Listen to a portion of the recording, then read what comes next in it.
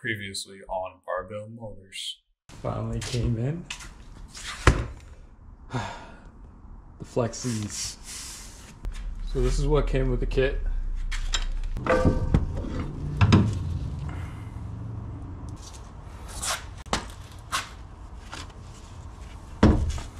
I also bought some Hideki HR38s. But that's it. We'll see what happens tomorrow.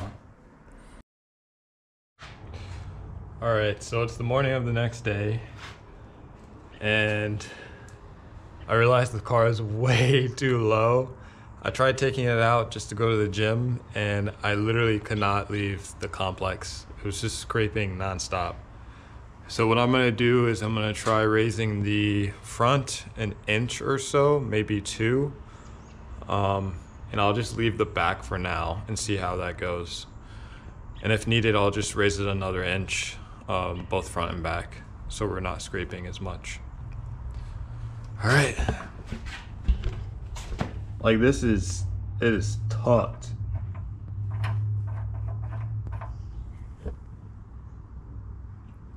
I can't even get a finger in there. So I guess I could roll it, but I really don't want to if I don't have to.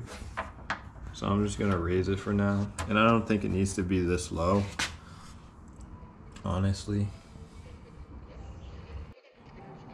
Thankfully, adjusting the ride height on these are really easy. I don't have to take the coilovers totally out. I'm not sure if the coilovers that only have preload can be adjusted this way. The ones that have preload separate from the height, you can adjust it this way, and it's so much easier. So first things first, get the car lifted and take the wheels off.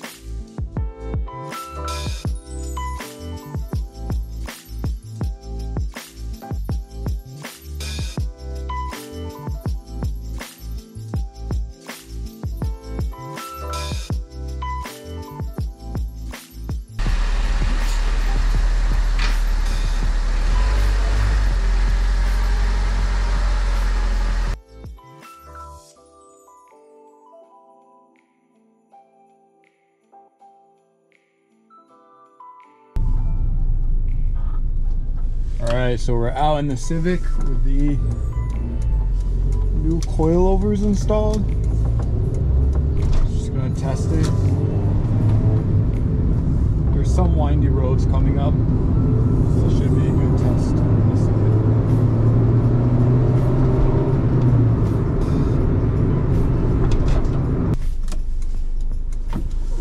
Alrighty, let's give it a go.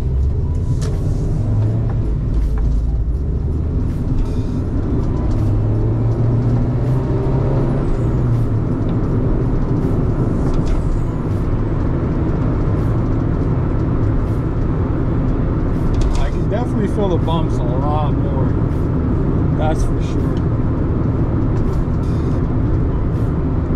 It feels a lot more planted than what it used to be.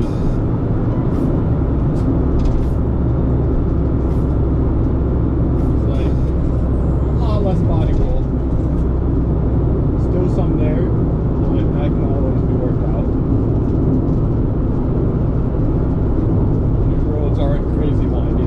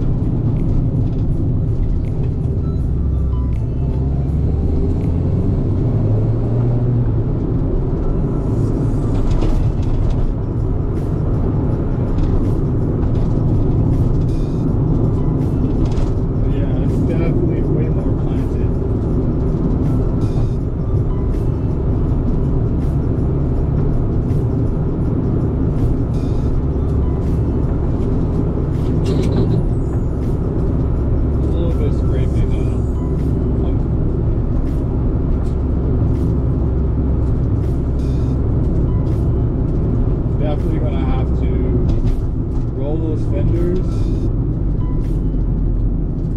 or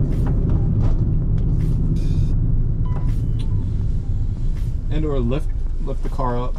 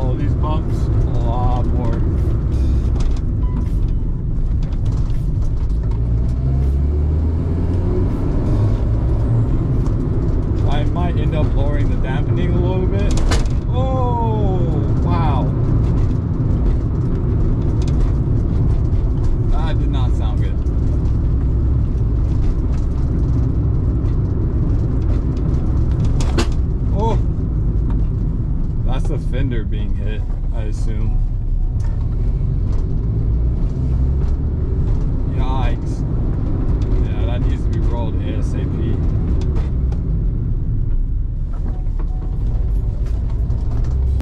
That fender rub is atrocious.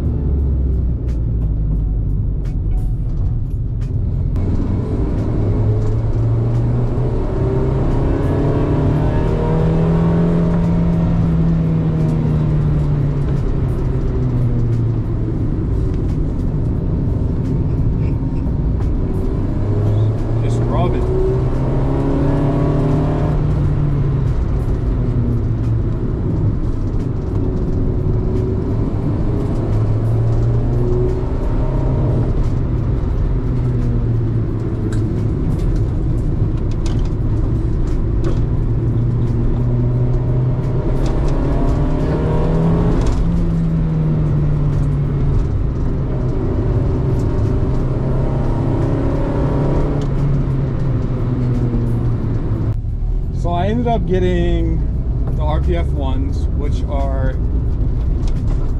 15x7 plus 41 offsets, as I assumed that would help with not getting, you know, fender rub. I was wrong. Now the fender on the both fenders, really, the lips are actually facing outward. So that could also be the reason why it's doing it, especially the driver's side lift. Since there was a accident on that side. So it bent the lift back out, which is making the rub even worse.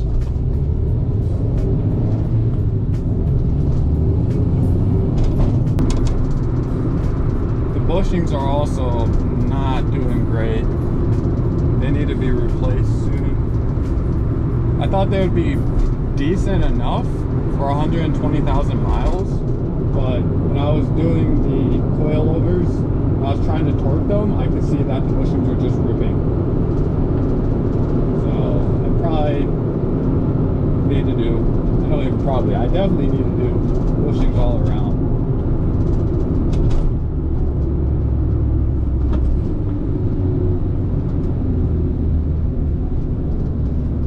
Car handles good. So that handles way better than stock. I can't wait to get on the track first, the autocross event, so I can try just going around and seeing how it feels at a slower pace. And then the actual track event, which should be fun. Ooh.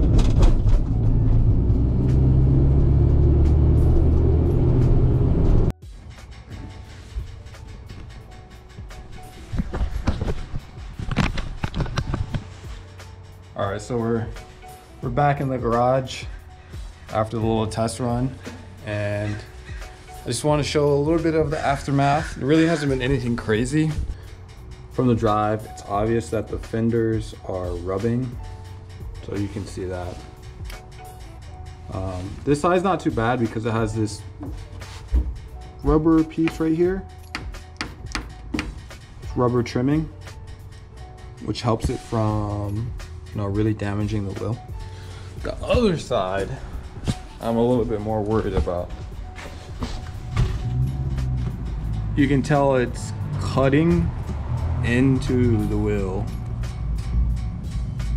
So this needs to be rolled ASAP, because if not, it's just gonna keep damaging the wheel, or the tire, I should say.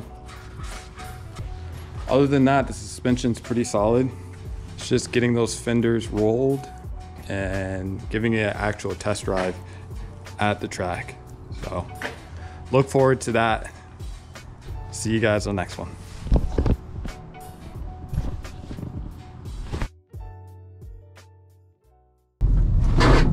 Oof.